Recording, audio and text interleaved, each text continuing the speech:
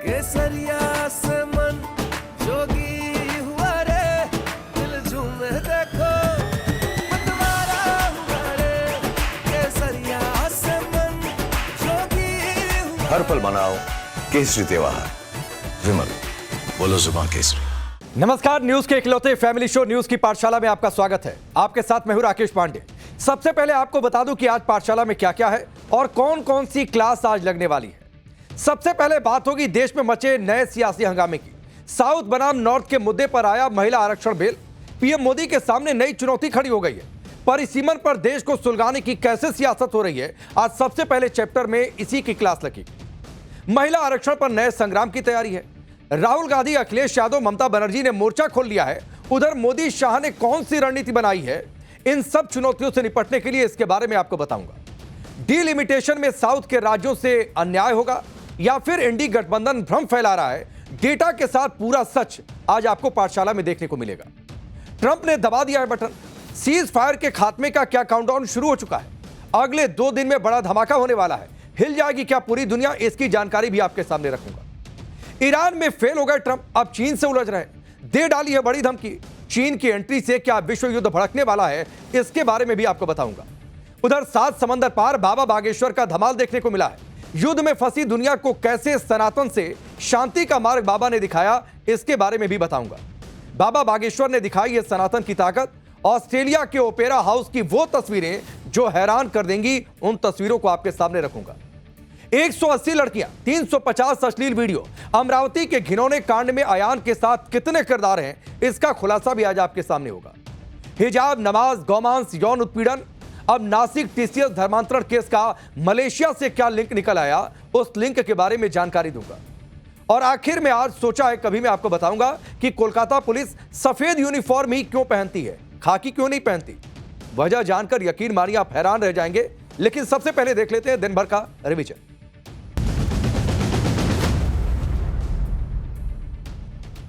कांग्रेस नेता पवन खेड़ा पर गिरफ्तारी की तलवार लटक रही है। सुप्रीम कोर्ट ने तेलंगाना हाईकोर्ट के अंतरिम जमानत देने वाले फैसले पर रोक लगा दी है। असम सरकार की याचिका पर उनको नोटिस जारी किया गया है। पवन खेड़ा ने असम के सीएम हिमंता बिस्वा शर्मा की पत्नी रिनिकी शर्मा के खिलाफ गंभीर आरोप लगाए थे, जिसको लेकर असम में खेड़ा के खिलाफ केस दर्ज किया गया है। आम आदमी पार्टी के राज्यसभा सांसद अशोक मित्तल के ठिकानों पर ईडी ने छापेमारी की। ईडी की टीमों ने पंजाब, हरियाणा और गुरुग्राम सहित करीब 8-9 ठिकानों पर एक साथ रेड की। यह छापेमारी लवली प्रोफेशनल यूनिवर्सिटी से जुड़े फंड में कथित अनियमितताओं के मामले में की गई है। अशोक मित्तल को आम आदमी पार्टी ने हाल ही में राज्यसभा का डिप्टी लीडर बनाया था। सम्राट चौधरी ने बिहार के 24वें सीएम के तौर पर आज शपथ ली। उनके साथ विजय कुमार चौधरी और विजेंद्र प्रसाद यादव ने डिप्टी सीएम पद की शपथ ली। मुख्यमंत्री का कार्यभार संभालते ही सम्राट चौधरी एक्शन में दिखाई दे रहे। उन्होंने सचिवालय में अधिकारियों के साथ मीटिंग की। सम्राट चौधरी ने कहा कि बीजेपी सरकार कार्यकर्ताओं के बल पर बनी है और उनका सम्मान हर हाल में बढ़ता रहेगा। नोएडा हिंसा मामले में अभी तक 400 उपद्रवी गिरफ्तार किए जा चुके हैं। पुलिस ने आरजेडी प्रवक्ता प्रियंका भारती और कंचना यादव के खिलाफ भी केस दर्ज किया है। दोनों पर नोएडा के नाम पर गलत वीडियो शेयर करने का आरोप है। वहीं कांग्रेस से जुड़े मीर इलियासी और अनुचित तिवारी पर भी केस दर्ज है। सीएम योगी ने नोएडा मामले पर कहा है कि किसी भी बाहरी तत्व को स्थिति बिगाड़ने की अनुमति नहीं दी जानी चाहिए। गुरुग्राम लैंड स्कैम से जुड़े मनी लॉन्ड्रिंग केस में रॉबर्ट वाड्रा को बड़ा झटका लगा है। दिल्ली कोर्ट ने ईडी की चार्जशीट पर संज्ञान लिया है। कोर्ट ने रॉबर्ट वाड्रा और अन्य आरोपियों को 16 मई को पेश होने का आदेश दिया है। 16 मई को ही आरोप भी तय किए जाएंगे। उधर छत्तीसगढ़ के सक्ती में वेदांता के पावर प्लांट में हुए हादसे में मरने वालों की संख्या बढ़कर 17 हो गई है। मृतकों में छत्तीसगढ़ के साथ ओडिशा, झारखंड और यूपी के भी कर्मचारी हैं। हादसे में 36 लोग झुलस गए, जिनका इलाज चल रहा है। वेदांता ग्रुप ने मृतकों के परिजनों को 35-35 लाख मुआवजा और नौकरी देने की भी घोषणा की।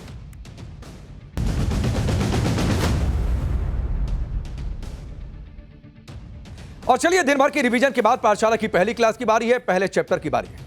साउथ बनाम नॉर्थ के मुद्दे पर महिला आरक्षण बिल आया है। पीएम मोदी के सामने नई चुनौती खड़ी हो गई है।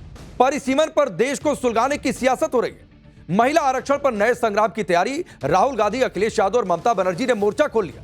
उधर मोदी शाह ने कौन सी रणनीति बना ली है इससे निपटने की। डीलिमिटेशन में साउथ के राज्यों से अन्याय होगा या फिर भ्रम फैलाया जा रहा है इंडी गठबंधन के द्वारा। डेटा के साथ पूरा सच आज आपको पाठशाला में दिखाएंगे।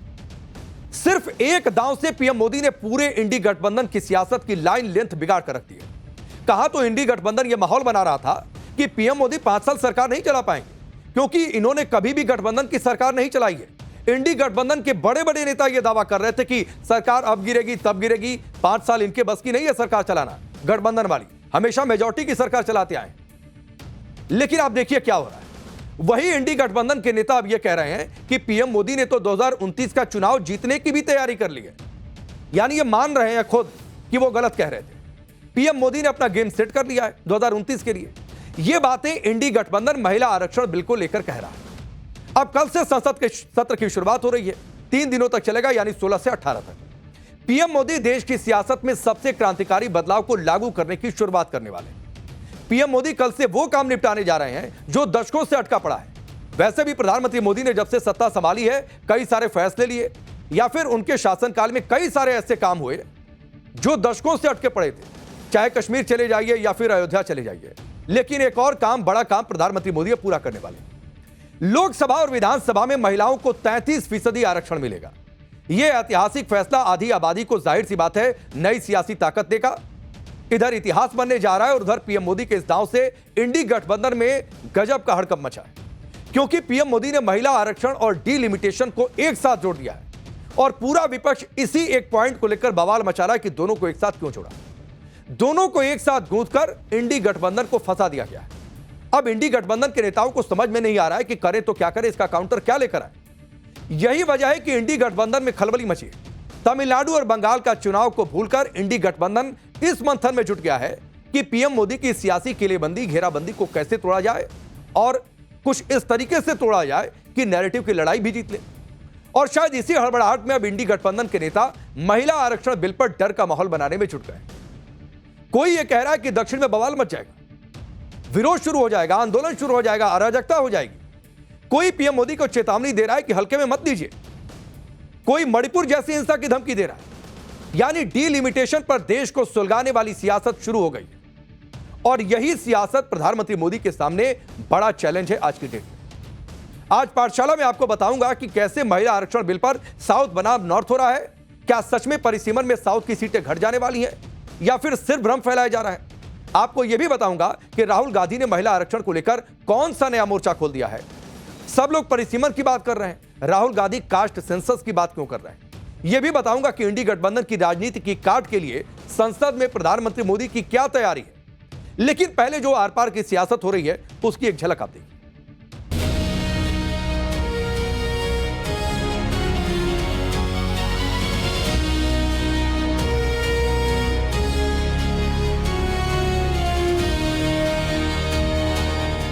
आप कह रहे हो कि ओबीसी सेंसस आप कर रहे हो, तो उस सेंसस का प्रयोग करके आप महिला बिल क्यों नहीं पास? नरेंद्र मोदी, आरएसएस और बीजेपी घबरा गए हैं क्योंकि कास्ट सेंसस का डेटा आना शुरू हो गया है और उनको मालूम पड़ रहा है कि पिछड़ों की देश में सचमुच कितनी आबादी है। ये परिसीमन बड़ा खतरनाक है। ये बिल्कुल साफ हो गया है कि डिलिमिटेशन कमीशन बीजेपी के हाथ में एक हथियार है।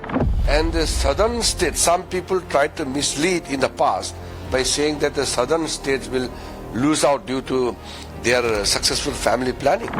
अरे हमें तो अभी तक नहीं पता है कि आपने कि डिलिमिटेशन का आधार क्या होगा। तो महिला आरक्षण का है और आप देश का पॉलिटिकल मैप बदलने जा रहे हो। तो ट्रेलर देखकर आपको समझ में आ गया होगा कि देश की सियासत में हंगामा किस कदर मचा है। कोई कह रहा है पॉलिटिकल मैप बिगड़ रहा है। हर बार प्रधानमंत्री मोदी कोई बड़ा फैसला लेते हैं, सदियों से अटका कोई काम करते हैं और उसके बाद इसी तरीके की प्रतिक्रियाएं आती भी। खैर, कल से संसद के विशेष सत्र की शुरुआत हो रही है, जिसमें महिला आरक्षण को लागू करने से जुड़े बिलों को संसद में पेश किया जाएगा। इसमें परिसीमन से जुड़ा बिल भी है, जिसके जरिए सीटों को बढ़ाने की तैयारी है और इसी को लेकर इंडी गठबंधन ने गदर काट दिया है। इंडी गठबंधन के नेता यह माहौल बना रहे हैं कि पीएम मोदी महिला आरक्षण को लागू करने के लिए जो परिसीमन करवा रहे हैं उससे देश में आग लग जाएगी। वो ये कह रहे हैं कि अराजकता फैल जाएगी, दक्षिण के राज्यों में मणिपुर जैसे हालात हो जाएंगे। आप सुनिए शिवसेना यूबीटी के नेता संजय राउत क्या माहौल बना रहे हैं। तो महिला आरक्षण का है और आप देश का पॉलिटिकल मैप बदलने जा रहे हो, लेकिन इस चक्कर में देश का मैप बदल जाएगा।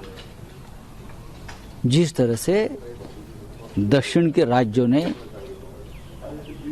इशारा दिया है केंद्र सरकार को तो मुझे डर लगता है कि इस बहाने मणिपुर जैसी स्थिति दक्षिण के राज्य में न हो।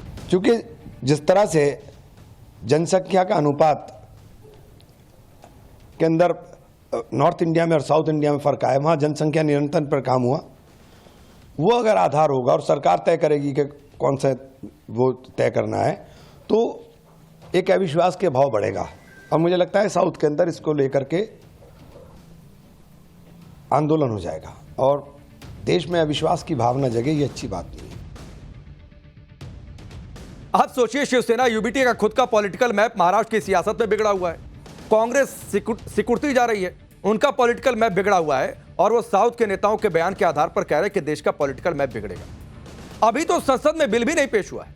परिसीमन आयोग जनसंख्या का कौन सा डेटा इस्तेमाल करेगा, राज्यों में सीटें किस आधार पर बढ़ेंगी, ये सब अभी क्लियर नहीं है। लेकिन इंडी गठबंधन के नेता पहले से ही माहौल बना रहे हैं कि ये तो बहुत खतरनाक है, इससे तो बवाल मच जाएगा, देश में आग लग जाएगी, अराजकता फैल जाएगी। पहले से ही माहौल सेट कर दिया गया है, क्योंकि तमिलनाडु में चुनाव है तो वहां यह मुद्दा ज्यादा गरमाया है। परिसीमन के मुद्दे पर तमिलनाडु के सीएम एमके स्टालिन ने केंद्र सरकार को चेतावनी दे दी। इसका जिक्र हमने कल भी किया था। सोशल मीडिया पर एक पोस्ट में सीएम स्टालिन ने क्या लिखा है वो आप देखिए जरा।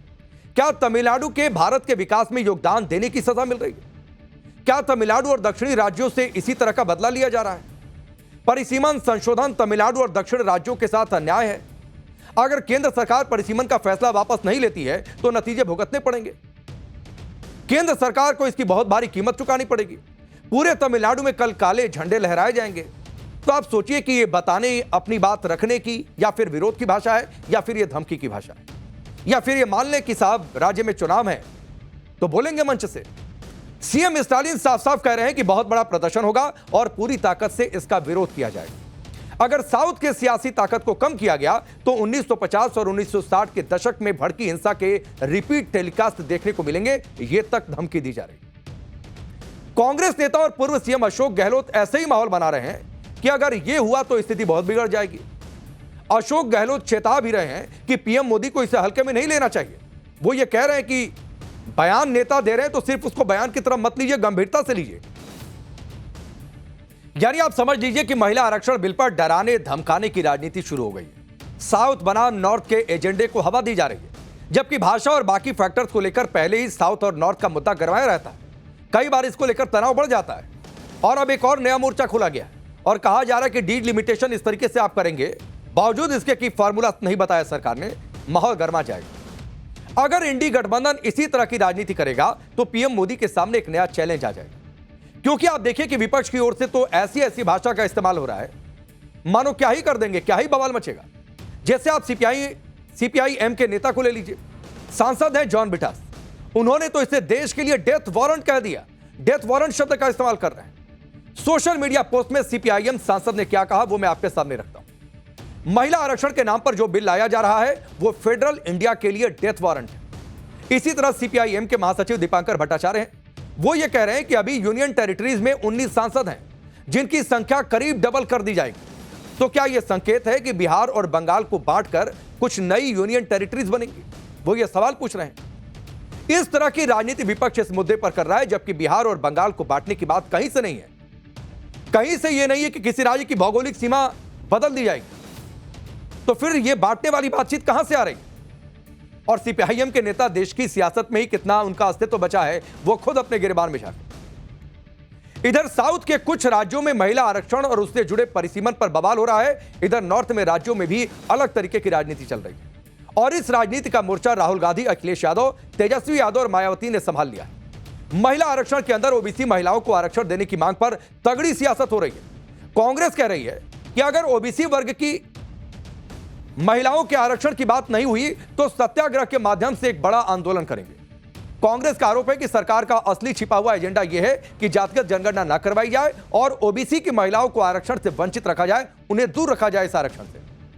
आज नेता विपक्ष राहुल गांधी भी इस विवाद में कूद गए और यह मांग रखी कि पहले जाति जनगणना करवाई जाए, उसके बाद जनसंख्या के हिसाब से महिला आरक्षण के अंदर ही पिछड़े वर्ग को भी आरक्षण दे दिया जाए। सुनिए आप राहुल गांधी क्या कह रहे हैं। प्रधानमंत्री नहीं चाहते कि कास्ट सेंसस, नए सेंसस, ओबीसी सेंसस के बेसिस पे यह निर्णय लिया जाए। वो चाहते हैं कि 2011 का सेंसस यूज किया जाए, जहां पे पिछड़े वर्ग का नंबर है ही नहीं। वो आपकी जो भागीदारी है उसको आपसे छीनना चाहते हैं। हमारा कहना है नया सेंसस चालू हो गया है, आप कह रहे हो कि ओबीसी सेंसस आप कर रहे हो, तो उस सेंसस का प्रयोग करके नरेंद्र मोदी, आरएसएस और बीजेपी घबरा गए हैं, क्योंकि कास्ट सेंसस का डेटा आना शुरू हो गया है और उनको मालूम पड़ रहा है कि पिछड़ों की देश में सचमुच कितनी आबादी है। वो नहीं चाहते कि आपको अपनी सच्ची आबादी के बेसिस पर भागीदारी मिले। ये सिर्फ पिछड़े वर्ग के खिलाफ नहीं है, ये एंटी नेशनल एक्टिविटी की जा रही है, क्योंकि पिछड़ा वर्ग 50% है। सच्चाई ये है कि अगर जो मोदी जी चाहते हैं हो जाए, तो जो छोटे स्टेट्स हैं, साउथ के स्टेट्स हैं और नॉर्थ ईस्ट के स्टेट्स हैं, उनका रिप्रेजेंटेशन कम हो जाए, उनको भयंकर नुकसान होने वाला है। और मैं इसको एंटी नेशनल एक्टिविटी मानता हूं। हमारा जो स्टैंड है वो बिल्कुल क्लियर है। अगर आपको करना है तो ओबीसी सेंसस का जो डेटा है उसके बेसिस पे कीजिए, 2026 के सेंसस के बेसिस पे कीजिए, 2011 के सेंसस के बेसिस पे मत कीजिए, क्योंकि उसमें ओबीसी का, पिछड़े वर्ग का कोई डेटा नहीं है। और अगर आप सचमुच में विमेंस बिल इंप्लीमेंट करना चाहते हो तो आपके पास विमेंस बिल पड़ा हुआ है, उसको आप इंप्लीमेंट कीजिए, हम आपको पूरा समर्थन देंगे। तो राहुल गांधी ने एक मोर्चा खोला और कहा कि नई जनगणना आने दीजिए और उसके आधार पर करिए पिछड़े वर्ग की बात उन्होंने की। सियासी घमासान यही नहीं थम रहा। अखिलेश यादव ने इसे पिछड़ों के हक पर डाका और जाति जनगणना को पटरी से उतारने की साजिश करार दिया। अखिलेश यादव ने सोशल मीडिया पोस्ट में क्या लिखा वो आपके सामने रखता। भाजपाई और उनके संगी साथी देश की सबसे बड़ी आबादी के वर्ग मतलब पिछड़े वर्ग की महिलाओं के बारे में चुप्पी साध कर बैठे। ये संशोधन के नाम पर जो जल्दबाजी दिखा रहे हैं, दरअसल उसके पीछे भाजपाइयों की मंशा यह है कि जनगणना ही ना करनी पड़े, क्योंकि अगर जनगणना हुई तो जातिवार आंकड़े भी देने पड़ेंगे और जातिवार आरक्षण भी देना पड़ेगा। यह भाजपा का एक बहुत बड़ा षड्यंत्र है, जिसमें जनगणना आधारित परिसीमन को नकार कर पिछड़ों का अधिकार लूटा जा रहा है। इसी तरह की मांग तेजस्वी यादव भी कर रहे हैं। आरजेडी सांसद मनोज झा ने सरकार की मंशा पर सवाल उठाए, सुनिए। अरे हमें तो अभी तक नहीं पता है कि आपने की डिलिमिटेशन का आधार क्या होगा, कौन से अध्ययन के बाद आपने ये तय किया। सूत्रों के हवाले से चीजें चलवा रहे हैं और मैंने बार बार लिखा भी है और बोला है, हिंदुस्तान की चुनौतियां बहुत है, उसमें मेंटल बाल्कनाइजेशन को जोड़ मत दीजिए, हम कहीं के नहीं रहेंगे। तो सियासत हो रही है, बयान दिए जा रहे हैं, धमकी वाली बातचीत भी कही जा रही है, लेकिन इन सबके बीच, राजनीति के बीच असली गेम कल होगा संसद में, जहां महिला आरक्षण को लागू करने के लिए परिसीमन समेत 3 बिल पेश किए जाने। संसद में विपक्ष की क्या रणनीति होगी, क्या स्टैंड होगा, इसे लेकर आज दिल्ली में मल्लिकार्जुन खड़गे के आवास पर विपक्षी दलों की एक बैठक हुई। इसकी तस्वीर आपके सामने। और इस बैठक में यह तय हुआ कि विपक्ष महिला आरक्षण के समर्थन में है, लेकिन परिसीमन का विरोध करेगा। विपक्ष की मांग है कि महिला आरक्षण को जस का तस लागू कर दिया जाए, इसे अस्पष्ट सेंसस और फ्यूचर डिलिमिटेशन प्रोसेस से न जोड़ा जाए। आप सुनिए कांग्रेस नेता जयराम रमेश ने क्या कुछ कहा। ये परिसीमन बड़ा खतरनाक है, जो बार बार सरकार की ओर से कहा जा रहा है। गृह मंत्री ने कहा है, अनेक मंत्रियों ने कहा है कि लोकसभा 50% ज़्यादा बढ़ाया जाएगा और उसके साथ साथ समानुपातिक तरीके से सभी राज्यों के सीटें बढ़ाई जाएंगी लोकसभा में। वो कहीं इस विधेयक में शामिल नहीं है, सिर्फ लोकसभा का जिक्र किया गया है। जो हर एक राज्य का स्ट्रेंथ होता है, जो अनुपात है, वो इस बिल के आधार पर घटेगा। जिस तरीके से डिलिमिटेशन कमीशन ने असम में और जम्मू और कश्मीर में अपना काम किया है, ये बिल्कुल साफ हो गया है कि डिलिमिटेशन कमीशन बीजेपी के हाथ में एक हथियार है बहुमत पाने के लिए।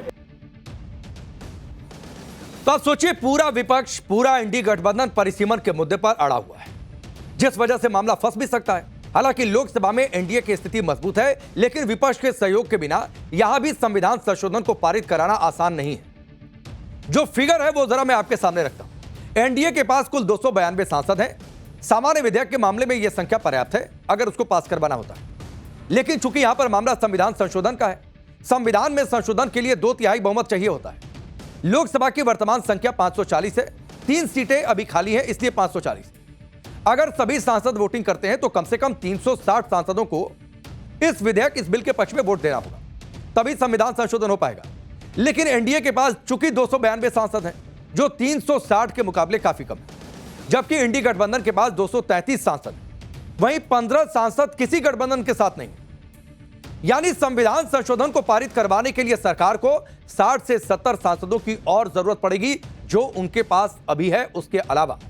और 60 से 70 सांसद यह बड़ा नंबर होता है। इंडी गठबंधन महिला आरक्षण का समर्थन तो कर रहा है, लेकिन उसे परिसीमन का प्लान खटक रहा है, और उसको यह लग रहा है, खटक भी इसलिए रहा, उसे लग रहा है कि इससे पूरा चुनावी गेम पलट जाएगा। लेकिन इसी चक्कर में इंडी गठबंधन फंस भी जाएगा। अगर विपक्ष के विरोध की वजह से आधी आबादी का आरक्षण लटक गया तो विपक्ष की राजनीति के लिए यह घातक साबित होगा। महिला विरोधी होने का टैग लग जाएगा। बंगाल और तमिलनाडु में बीजेपी यही माहौल बनाएगी कि इंडी गठबंधन ने महिलाओं को उनका हक नहीं पाने दिया, जबकि सरकार ने तो तैयारी की थी कि महिलाओं को 33% आरक्षण दे दिया जाए। अगर विधेयक का साथ दिया तो दक्षिण के राज्यों में विरोध का खतरा बढ़ जाएगा। उधर महिला आरक्षण का रास्ता साफ कर बीजेपी बंगाल चुनाव में अपने पक्ष में नैरेटिव बनाएगी, इस बात की भी तैयारी है। और दरअसल इसीलिए कांग्रेस बार बार कह रही है और मल्लिकार्जुन खड़गे बार बार कह रहे हैं कि यह दरअसल बिल विपक्ष को फंसाने के लिए ला रही है सरकार। लेकिन पीएम मोदी के सामने एक चुनौती इस मुद्दे पर हो रही पॉलिटिक्स है। विपक्ष इसे नॉर्थ बनाम साउथ का मुद्दा बनाने में लगा है। राहुल गांधी इसमें ओबीसी पॉलिटिक्स से ले आए हैं। उधर विवाद को लेकर सरकार के सूत्र यह कह रहे हैं कि 850 सीटों की अधिकतम सीमा है, इसे और नहीं बढ़ाया जा सकता।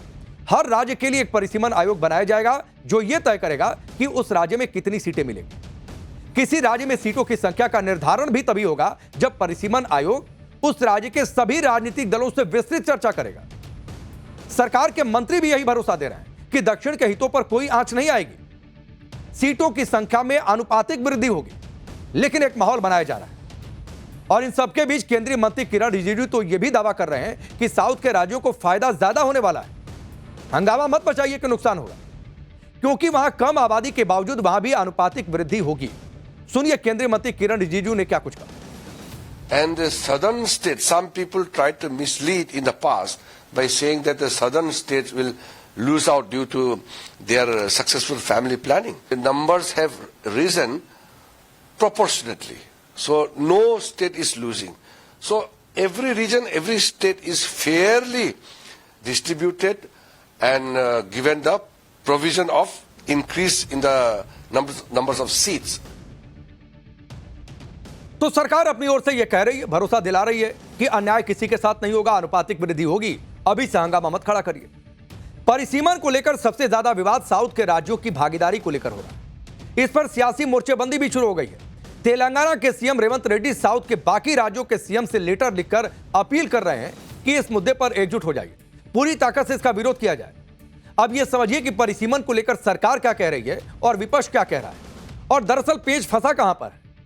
अगर आप देखें, कुछ आंकड़े मैं आपके सामने रखता हूं कि अभी लोकसभा में यूपी की हिस्सेदारी है 14.7%, महाराष्ट्र की हिस्सेदारी है 8.8%, बिहार की हिस्सेदारी है 7.4%, पश्चिम बंगाल की हिस्सेदारी है 7.7%, तमिलनाडु की हिस्सेदारी है 7.2%, जबकि कर्नाटक की हिस्सेदारी है 5.2%। अब विपक्ष इस हिस्सेदारी को लेकर कह रहा है कि भले सीटें बढ़कर 850 हो जाएं, लेकिन राज्यों की हिस्सेदारी का जो ये अनुपात है उसमें बदलाव नहीं आना चाहिए। जबकि सरकार यह कह रही है कि हर राज्य में एक अनुपात में सीटें बढ़ा देंगे। यानी अगर यूपी में 50% सीटें बढ़ती हैं तो तमिलनाडु में भी 50% सीटें बढ़ जाएंगी। जबकि यूपी की जनसंख्या ज्यादा है और तमिलनाडु की कम है, लेकिन इंडी गठबंधन सरकार के इसी फॉर्मूले को खारिज कर रहा है कि डायरेक्ट 50% वाला फॉर्मूला नहीं चलेगा। और पेच भी यहीं आकर फंसा है और इसी को लेकर विरोध हो रहा है और इसी को लेकर कहा जा रहा है कि चूंकि इधर जनसंख्या ज्यादा है तो ज्यादा ताकत होगी, ज्यादा सीटें होंगी और केंद्र में राजनीतिक असंतुलन बढ़ेगा साउथ और नॉर्थ के बीच में। डीलिमिटेशन को लेकर विपक्ष ने ऐसी हायतोबा मचाई है जैसा इससे पहले कभी डीलिमिटेशन हुआ ही नहीं, कभी देश में परिसीमन हुआ ही नहीं, पहली बार हो रहा है। देश में फिर से चुनावी सीमाओं की लकीर खींचने की जरूरत क्यों पड़ गई है, यह आपको आगे बताऊंगा। लेकिन पहले यह देखिए कि देश में डीलिमिटेशन कब कब हुआ। पहली बार नहीं हो रहा है यह परिसीमन।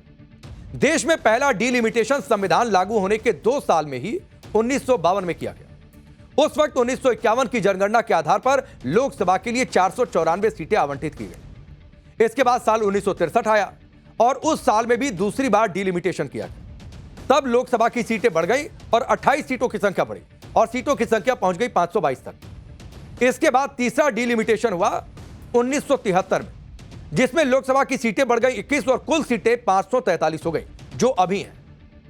आप सोचिए 70 का दशक था, 1970 का दशक, 543 सीटें, जबकि तब से लेकर अभी तक देश कितना बदल गया है और कितनी जनसंख्या बढ़ गई। बीते कुछ दशकों में गांवों की आबादी तेजी से शहरों में शिफ्ट हुई है। इसकी वजह से शहरों की जनसंख्या बहुत बढ़ गई है और गांवों में आबादी कम हो गई है तुलनात्मक तरीके से। इस वजह से भी डीलिमिटेशन जरूरी है ताकि डेमोग्राफी के हिसाब से जनता को संतुलित जन प्रतिनिधित्व दिया जा सके। और मोदी सरकार ने इसे महिला आरक्षण से जोड़ दिया है। यानी आप इसको इस तरीके से समझिए कि एक साथ 2 काम हो जाएंगे, सीटों की संख्या भी बढ़ जाएगी और उस बढ़ी हुई संख्या के साथ महिला आरक्षण भी लागू हो जाएगा और आनुपातिक तौर पर जन प्रतिनिधित्व भी सुनिश्चित हो जाएगा। आप इस बात को भी सोचिए कि करीब 55 साल पहले देश में आखिरी बार परिसीमन से सीटें बढ़ी थी और तब से अब तक जनसंख्या कितनी बढ़ गई। कायदे से तो 10 साल में हो जाना चाहिए था। 1971 में देश की आबादी 54 करोड़ थी। 2011 की जनगणना को अगर देखें तो देश की आबादी 102 करोड़ के पार चली गई, जो 2011 का आंकड़ा है। यानी 40 साल में ही देश की आबादी करीब दोगुनी हो गई, लेकिन लोकसभा की सीटों में इजाफा नहीं हुआ। अब 2026 में देश की आबादी 140 करोड़ के पार जा चुकी है और आबादी जाहिर सी बात है 1971 के मुकाबले 2.5 गुना बढ़ चुकी है। यानी देश की आबादी 2.5 गुना बढ़ने के बाद भी संसद में जनता का प्रतिनिधित्व वही है जो 1970 के दशक में हुआ करता था। वही 543 सीटों पर बैठे लोग प्रतिनिधित्व कर रहे हैं, जबकि संख्या 2.5 गुना बढ़ गई। जनसंख्या जिनकी संख्या 54 करोड़ की आबादी के हिसाब से तय की गई थी, उतने ही जनप्रतिनिधि आज की डेट में है। इसीलिए सरकार कह रही है कि अब देश में नए सिरे से परिसीमन का वक्त आ चुका है ताकि आबादी के हिसाब से चुनावी सरहदों का दायरा फिर से तय किया जा सके। डीलिमिटेशन की पूरी प्रक्रिया संवैधानिक तरीके से पूरी की जाएगी। अब डीलिमिटेशन की कौन सी संस्था करेगी, उसके पास कितनी पावर होगी, यह सभी आपको जानकारी जल्दी जल्दी दे देता। सरकार अगले 1-2 दिनों में संसद के भीतर परिसीमन विधेयक 2026 पेश करने वाली है। यही वो बिल है जिसकी मंजूरी के बाद परिसीमन आयोग का गठन होगा और परिसीमन आयोग का गठन ही दरअसल परिसीमन करेगा। परिसीमन आयोग के अध्यक्ष सुप्रीम कोर्ट के रिटायर्ड या फिर मौजूदा जज होंगे। इसके सदस्य मुख्य निर्वाचन आयुक्त या उनके द्वारा नामित नॉमिनेटेड निर्वाचन आयुक्त होंगे। अपने अपने राज्य के लिए राज्य निर्वाचन आयुक्त राज्य प्रतिनिधि के तौर पर भी रहेंगे। परिसीमन आयोग के पास एक सिविल कोर्ट के बराबर की पावर होगी। परिसीमन आयोग ही तय करेगा कि राज्यों में कितनी सीटें बढ़ेंगी। यह 850 से ज्यादा नहीं हो सकती है। हर राज्य के लिए आयोग में 10 सहयोगी सदस्य भी होंगे। हर राज्य के लिए वहां के 5 लोकसभा सांसद और 5 विधायक शामिल किए जाएंगे।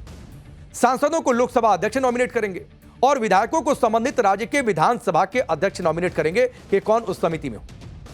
इन सांसदों और विधायकों को सिर्फ चर्चा में भाग लेने या फिर राय देने का ही अधिकार होगा। अंतिम फैसलों पर वोट देने या फिर सिग्नेचर करने का अधिकार इनके पास नहीं होगा। परिसीमन के अलावा भी इंडी गठबंधन को कई चीजों पर आपत्ति है, जिसके बारे में आपको एक एक करके बता देता हूं। पहली आपत्ति यह है कि अभी तो राज्यों में चुनाव चल रहे हैं, तो अभी इस बिल को क्यों लाया जा रहा है। इससे बाद में भी ला सकते थे, 29 के बाद भी ला सकते थे। अब अगर यही तर्क मान लिया जाए तो देश में तो हर वक्त कहीं ना कहीं चुनाव होता रहता है, कहीं ना कहीं इलेक्शन चलते रहते हैं, चुनावी मोड रहता है, तो फिर तो लाते रहिए। अब दूसरी आपत्ति यह है और कहा यह जा रहा है कि अगर आरक्षण देना ही है तो 543 सीटों में ही 33% आरक्षण दे दीजिए। लेकिन सवाल यह है कि मौजूदा सीटें तो 1971 की जनसंख्या के आधार पर तय हैं, जबकि तब से लेकर अभी तक बहुत ज्यादा आबादी बढ़ गई। मैंने थोड़ी देर पहले जिक्र किया कि 2.5 गुना आबादी बढ़ गई, तो उस हिसाब से सीटें क्यों नहीं बढ़नी चाहिए। लेकिन इंडी गठबंधन कह रहा है कि पीएम मोदी तो डर्टी पॉलिटिक्स में लगे हैं। सुनिए टीएमसी के सांसद क्या कह रहे हैं। 2026 में कंसेंसस होना था, कंसेंसस होने के बाद डिलिमिटेशन होना था और वुमेन बिल तो पहले ही पास कर दिया गया है 2023 में, सर्वसम्मति से किया गया है। और इस समय जब चुनाव चल रहे हैं, 40 तमिलनाडु के और 42 बंगाल के एमपी इलेक्शन में हैं, यानी कि आप ये समझें कि 82 MPs out of 543 MPs busy. तो क्या ऐसी जल्दी थी? सिर्फ ये राजनीति का खेल खेल रहे हैं, गंदी राजनीति कर रहे हैं। तो पूरा विपक्ष फायर मोड में है और एक संग्राम, एक संघर्ष आपको संसद में भी देखने को मिलेगा। और धमकी तो यह दी जा रही है कि यह संघर्ष संसद से सड़क तक देखने को मिलेगा और कई जगहों पर काले झंडे लहराने की तैयारी। खैर, संघर्ष एक दुनिया में भी चल रहा है, उस संघर्ष की भी बातचीत कर लेते हैं। यानी अब वक्त आ गया है पाठशाला में अगली क्लास का, अगले चैप्टर का। ईरान युद्ध को लेकर जो संघर्ष चल रहा है, ईरान युद्ध का सीज फायर ट्रंप नहीं बढ़ाएंगे। अगले 2 दिन में बड़ा काम होने वाला है कि दुनिया हिल जाएगी। ईरान में फेल हुए ट्रंप अब चीन से उलझ रहे हैं और बड़ी धमकी दे डाली है। चीन की एंट्री से क्या विश्व युद्ध भड़कने वाला है, इसकी चर्चा दुनिया में हो रही है। लेकिन इन सबके बीच ईरान युद्ध से निकलने के लिए ट्रंप बुरी तरह से छटपटा भी रहे हैं। ट्रंप ने सारे हथकंडे अपनाकर देख लिए, लेकिन कोई भी पैंतरा उनका ईरान पर काम नहीं कर रहा है। ईरान को बुरी तरह से तबाह करने के बाद भी ट्रंप धमकियां दे रहा है। ट्रंप की हालत ऐसी है कि वो अपनी जीत का डंका पीटने के लिए कुछ भी कर सकते हैं, कुछ भी बोल सकते हैं। ट्रंप ने ईरान को झुकाने के लिए हॉर्मुज पर ब्लॉकेड लगा दिया, लेकिन ईरान फिर भी झुकने को तैयार नहीं। ईरान कह रहा है युद्ध में नहीं झुके, इस ब्लॉकेड से क्या झुके। ईरान का कहना है कि वो अपनी शर्तों पर बात करेगा और बातचीत के लिए वो तैयार भी। ईरान युद्ध में फंसे ट्रंप अपनी हरकतों से नया कॉन्फ्लिक्ट जोन क्रिएट कर रहे हैं और यह कॉन्फ्लिक्ट जोन है चीन से भिड़ने वाला। ट्रंप अब सीधा चीन से भिड़ रहे हैं, चीन को धमकी दे रहे हैं। आप देखिए कि ट्रंप क्या क्या बोल रहे हैं, बताता हूं मैं। ट्रंप कह रहे हैं कि हम सीज फायर नहीं बढ़ाने वाले हैं, अगले 2 दिन बहुत ड्रामेटिक होंगे। चीन ने ईरान को हथियार दिए तो चीन बड़ी मुसीबत में फंस जाएगा, तो स्थिति बिगड़ती जाएगी। यानी ट्रंप ईरान के बहाने चीन पर टारगेट कर रहा है। अब गजब है, जो ट्रंप ईरान को नहीं झुका पाए वो चीन से भिड़ने की कोशिश कर रहे हैं और संकेत दे रहे हैं कि तुमको झुका देंगे। आप देखिए ट्रंप की धमकियों पर ईरान कैसे मजे ले रहा है। ट्रंप को गलत फहमी है कि ईरान की नेवी खत्म हो गई है, क्योंकि ट्रंप तो बार बार कह रहे हैं कि ईरान की नेवी हमने खत्म कर दी है। हॉर्मुज में ईरान की नेवी की पिक्चर अभी बाकी है, यह ईरान बार बार कह रहा है। यानी ट्रंप का हर दांव उल्टा पड़ रहा है। कभी धमकी देते हैं, कभी कहते हैं कि युद्ध बस खत्म होने वाला है। हॉर्मुज को ब्लॉक कर दिया है, लेकिन फिर भी जहाज निकले जा रहे हैं। तो सवाल लोग पूछ रहे हैं कि भाई कैसा ब्लॉकेड है कि चीन का भी जहाज निकल रहा है, ईरान का भी जहाज निकल रहा है। ईरान युद्ध से जुड़ा हर अपडेट फिलहाल क्या चल रहा है आपको जानकारी दूंगा कि कैसे ट्रंप की टेंशन बढ़ती जा रही है। जिनपिंग ने ट्रंप को चिट्ठी लिखकर क्या बता दिया है और भारत के लिए ईरान ने क्या ऑफर कर दिया है। आपको यह भी बताऊंगा कि ट्रंप की चापलूसी में जो मुनीर लगा हुआ है वो ईरान पहुंच गया। यह तस्वीर देखिए, अचानक से ईरान पहुंचा। क्या मुनीर को ट्रंप ने अपना कोई सीक्रेट मैसेज देकर भेजा है कि यह युद्ध खत्म हो जाए किसी तरीके से? लेकिन पहले यह ट्रेलर देखिए, उसके बाद इसकी जानकारी।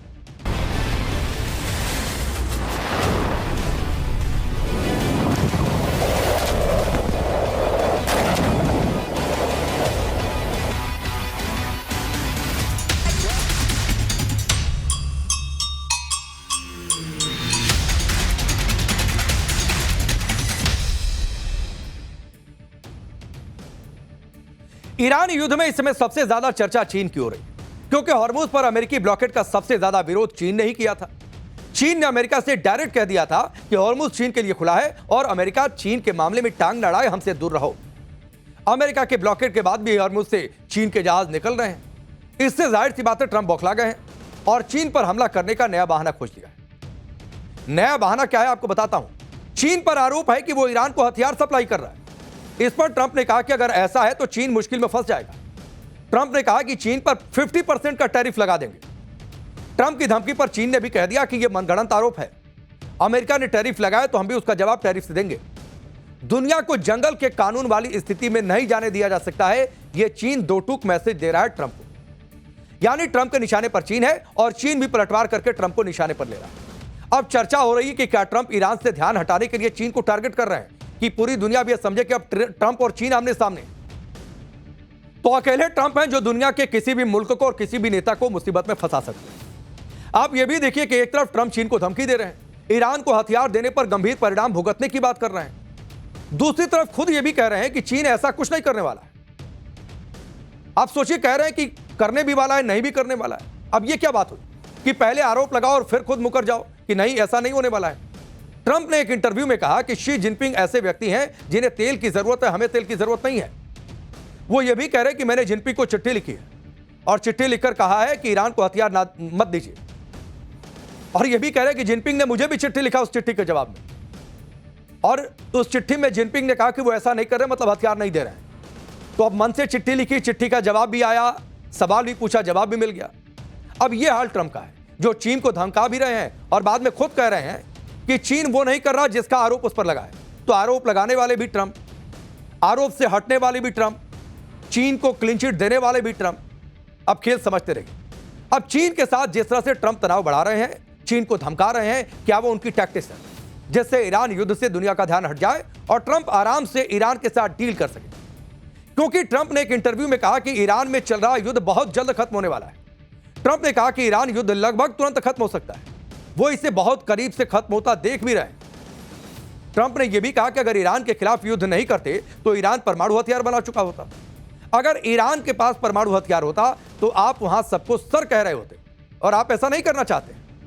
ट्रंप ने यह भी कहा कि अगर हम अभी वहां से हट जाते हैं तो फिर से ईरान को खड़ा होने में अगले 20 साल लगेंगे। यानी ट्रंप कह रहे हैं हमने ईरान को 20 साल पीछे धकेल दिया है। ट्रंप एक तरफ युद्ध के जल्दी खत्म होने की बात कर रहे हैं, दूसरी तरफ मिडिल ईस्ट में सेना की तैनाती भी लगातार बढ़ा रहे हैं। वॉशिंगटन पोस्ट में एक रिपोर्ट छपी है। इस रिपोर्ट के मुताबिक अमेरिका मिडिल ईस्ट में हजारों अतिरिक्त सैनिक भेज रहा है। युद्धपोतों के साथ 6000 सैनिक और 4000 से ज्यादा मरीन्स वहां पर भेजे गए। मिडिल ईस्ट में तैनात कुल सैनिकों की संख्या 50,000 तक जा सकती है। मिडिल ईस्ट में सैनिकों की संख्या बढ़ाने का मकसद है हॉर्मुज का ब्लॉकेड जारी रखना। हालांकि अलग बात है कि इस ब्लॉकेड में जहाज निकल रहे हैं जिससे ईरान की अर्थव्यवस्था पर दबाव डाला जा सके। हालांकि इन सबका ईरान पर कोई असर पड़ता नहीं दिखाई दे रहा है। ट्रंप की धमकियों और सैनिकों की तैनाती पर ईरान भी मजे ले रहा है। ईरान ने अपनी नौसेना की ताकत दिखाने के लिए एक वीडियो शेयर किया है। वो तस्वीर भी आपकी स्क्रीन पर रख रहा हूं, जिसमें ईरान की फास्ट अटैक बोट तेजी से हमला करते हुए दिखाई दे रही है।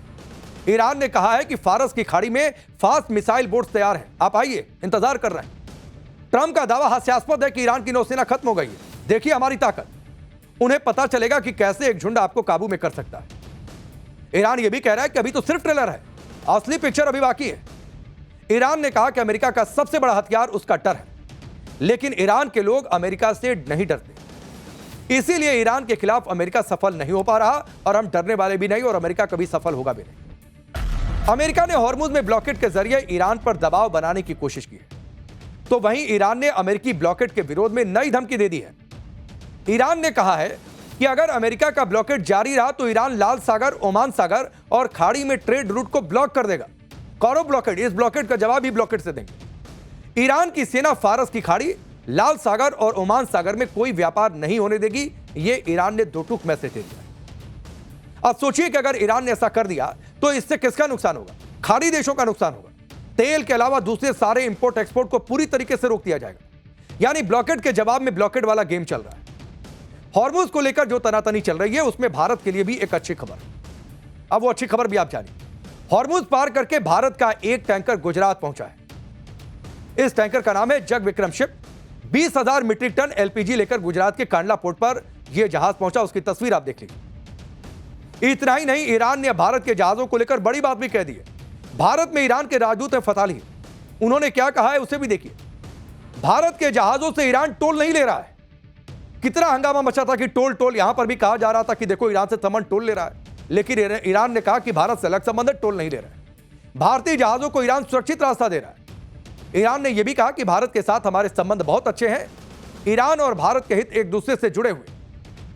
ईरान के राजदूत का यह बयान बहुत महत्वपूर्ण है और खासतौर पर मौजूदा दौर में जो दुनिया में और खुद देश की सियासत में जो चल रहा है उसके मद्देनजर भी। ग्लोबल कॉन्फ्लिक्ट के बाद भी भारत के जहाज धीरे धीरे सही हॉर्मुज पर पार करके भारत पहुंच रहे हैं बिना टोल दिए।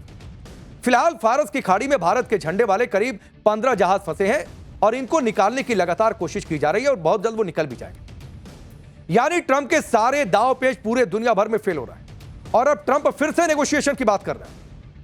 ट्रंप ने फॉक्स न्यूज को इंटरव्यू दिया और उसमें क्या कहा आपको बता देता हूं। ट्रंप ने कहा कि हम सीज फायर का समय बढ़ाने पर विचार नहीं कर रहे हैं। अगले 2 दिन बहुत ही कमाल के घटनाक्रम होने वाले हैं। ईरान के साथ स्थायी समझौता एक बेहतर विकल्प है। बातचीत के जरिए ही स्थायी शांति संभव है, तो पहले ही बातचीत कर लेते। ईरान तो कह रहा था कि हम बातचीत कर रहे हैं। यानी एक लाइन में आप समझिए कि ट्रंप के सुर कब बदल जाए कोई नहीं जानता है। वो कभी धमकी देते हैं, धमकी देते देते अचानक बातचीत पर जोर देने लगते हैं। अगले 2 दिन में ईरान और अमेरिका के बीच बातचीत हो सकती है। और इसी बीच एक तस्वीर देखने को मिली। वो तस्वीर भी आपके सामने रखता हूं। यह तस्वीर है पाकिस्तान के फील्ड मार्शल आसिम मुनीर की। यह आसिम मुनीर ईरान पहुंचा हुआ है, जिससे इस्लामाबाद में पीस टॉक होने की चर्चा तेज हो गई। हालांकि ये बातचीत पिछली बातचीत की तरह फेल हो जाएगी या फिर सफल होगी, इसकी कोई गारंटी नहीं। सवाल यह भी है कि क्या मुनीर ट्रंप का कोई सीक्रेट मैसेज लेकर ईरान पहुंचा है, और वो भी ऐसे वक्त में जब कल ही ट्रंप ने युद्ध पर पीएम मोदी से लंबी बातचीत की है। 40 मिनट तक बातचीत हुई थी। ट्रंप ने ईरान के साथ अगले 2 दिनों में फिर से पीस टॉक शुरू करने का इशारा किया, लेकिन साथ ही ट्रंप ने बातचीत के लिए 2 शर्तें भी लगा दी। पहली शर्त यह है कि हॉर्मुज को बिना रोक-टोक पूरी तरह से खोल दिया जाए, और दूसरी शर्त है कि ईरान की जो भी टीम आए उससे समझौता करने का पूरा अधिकार मिले, मैसेजिंग ना। यानी ट्रंप चाहते हैं कि ईरान की सरकार, राष्ट्रपति और IRGC की तरफ से बातचीत के लिए आने वाली टीम को पूरा अधिकार मिले, जिससे बातचीत में कोई रुकावट ना आए। यानी ट्रंप ये मैसेज भी दे रहे हैं कि पिछली बार जो टीम आई थी, अधिकार उनके पास नहीं था बातचीत का या फिर फैसले लेने का। इधर ट्रंप अपने सहयोगियों के साथ भी उलझ रहे हैं। ट्रंप की हरकतों से अमेरिका के सहयोगी देश परेशान है। ट्रंप कभी खुद को जीसस क्राइस्ट की तरह दिखाते हैं। ये तस्वीर देखिए, आप सोचिए क्या मेंटल स्टेटस है। तो कभी पोप के खिलाफ बयानबाजी करते हैं। ट्रंप ने पोप लियो के खिलाफ अपमानजनक बयान दिया था। इस पर दुनिया भर में ट्रंप की आलोचना हुई। इटली की पीएम मेलोनी ने इस पर ट्रंप के खिलाफ मोर्चा खोल दिया। मेलोनी ने क्या कहा वो भी आप देखिए।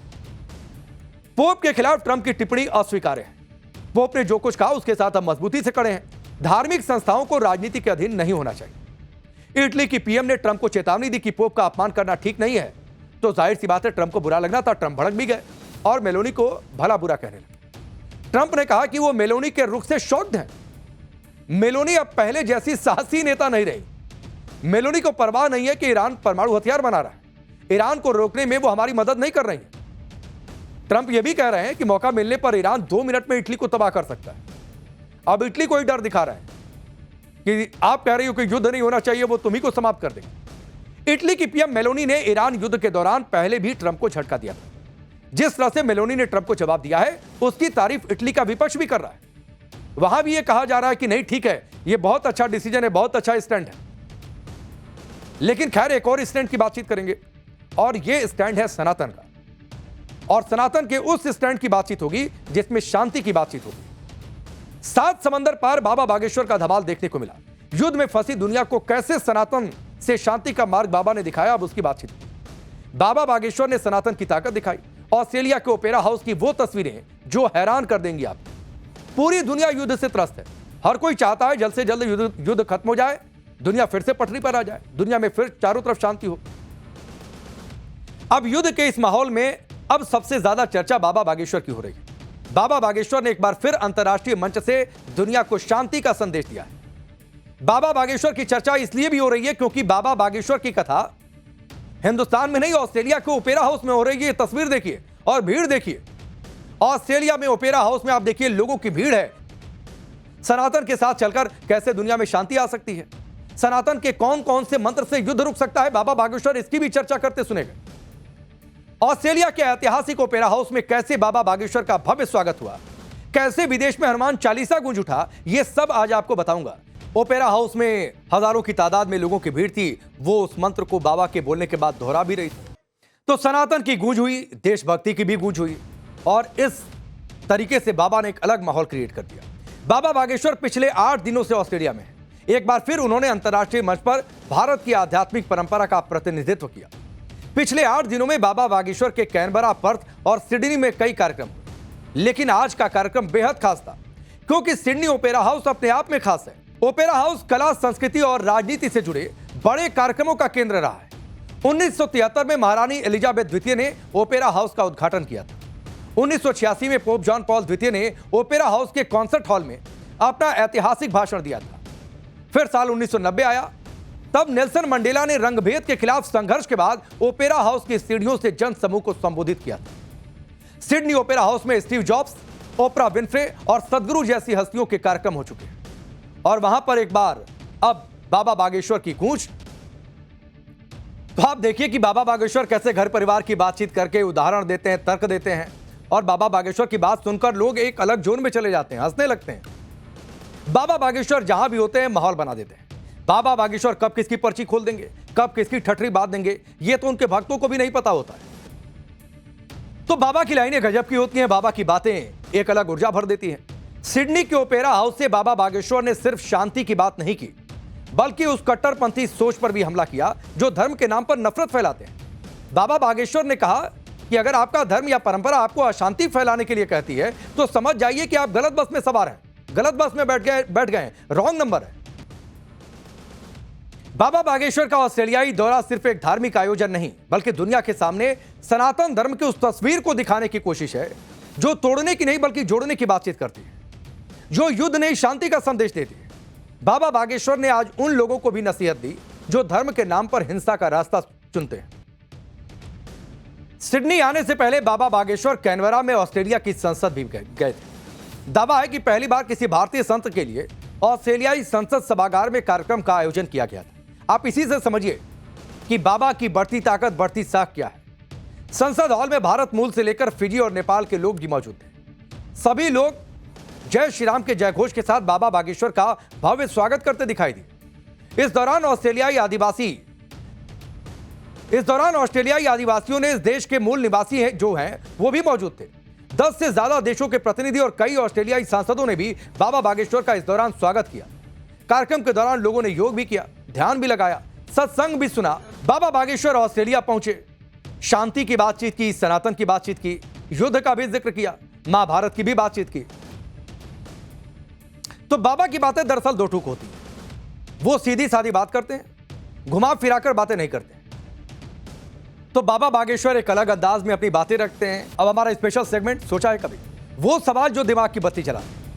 पुलिस का जिक्र आते ही खाकी वर्दी पहने हुए इंसान की तस्वीर सबसे पहले जहन में सामने आती है। अक्सर पुलिस यूनिफॉर्म खाकी में ही दिखती है, लेकिन कोलकाता पुलिस खाकी यूनिफॉर्म के बजाय सफेद यूनिफॉर्म पहनती है। क्या कभी आपने सोचा है कि ऐसा क्यों है? दरअसल कोलकाता पुलिस की सफेद यूनिफॉर्म सिर्फ दिखावे के लिए नहीं है, इसके पीछे इतिहास, मौसम और सफेद रंग की उपयोगिता है। कोलकाता पुलिस की सफेद यूनिफॉर्म की परंपरा ब्रिटिश शासन के समय से चली आ रही है। 1845 में ब्रिटिश शासन के दौरान कोलकाता पुलिस की स्थापना हुई थी। उस समय कोलकाता ब्रिटिश भारत की राजधानी हुआ करता था। ब्रिटिश अधिकारियों ने शहर की पुलिस के लिए सफेद रंग की वर्दी चुनी। इसकी वजह कोलकाता शहर का नमी और गर्मी वाला मौसम था। कोलकाता समुद्र के किनारे बसा है, यहां साल भर गर्मी और नमी बहुत ज्यादा रहती है। सफेद रंग सूरज की किरणों को रिफ्लेक्ट कर देता है, जिससे वर्दी गर्मी को नहीं सोखती है। खाकी या फिर गहरे रंग की वर्दी गर्मी सोख लेती है, जिससे ड्यूटी करना मुश्किल हो जाता था और जो सिपाही होते थे उनको दिक्कत होती थी। ब्रिटिश काल में 1847 के आसपास भारत की अन्य पुलिस फोर्स में खाकी वर्दी की शुरुआत हो गई, क्योंकि खाकी रंग धूल मिट्टी में आसानी से गंदा नहीं दिखता था। हालांकि कोलकाता पुलिस ने खाकी वर्दी वाले इस बदलाव को ठुकरा दिया। कोलकाता पुलिस ने सफेद वर्दी को बनाए रखा क्योंकि यह शहर के मौसम के हिसाब से उपयुक्त थी। आजादी के बाद 1947 में देश भर की पुलिस ने खाकी वर्दी अपना ली, लेकिन तभी कोलकाता पुलिस अपनी पुरानी परंपराओं पर अड़ी रही। आज पश्चिम बंगाल के बाकी इलाकों में पुलिस खाकी वर्दी पहनती है, जबकि कोलकाता पुलिस और कुछ अन्य कमिश्नरेट में सफेद वर्दी बरकरार है। सफेद वर्दी सिर्फ आराम का प्रतीक नहीं, बल्कि कोलकाता पुलिस की पहचान भी है। आम लोग समझ जाते हैं कि सफेद वर्दी वाला अधिकारी अगर है तो वो कोलकाता पुलिस का ही होगा। सफेद रंग ना सिर्फ गर्मी कम सोखता है, बल्कि शहर की बिजी ट्रैफिक और भीड़ भाड़ में पुलिस कर्मियों की विजिबिलिटी भी बढ़ाता है। सफेद वर्दी साफ सुथरी और आधिकारिक लगती है। हालांकि सफेद वर्दी गंदी जल्दी होती है, लेकिन कोलकाता पुलिस इसे रेगुलर साफ रखने का प्रबंध भी करती है। तो चलिए, आज से आपको जानकारी हो गई कि कोलकाता पुलिस की वर्दी सफेद। तो मुझे इजाजत दीजिए, फिर आपसे मुलाकात।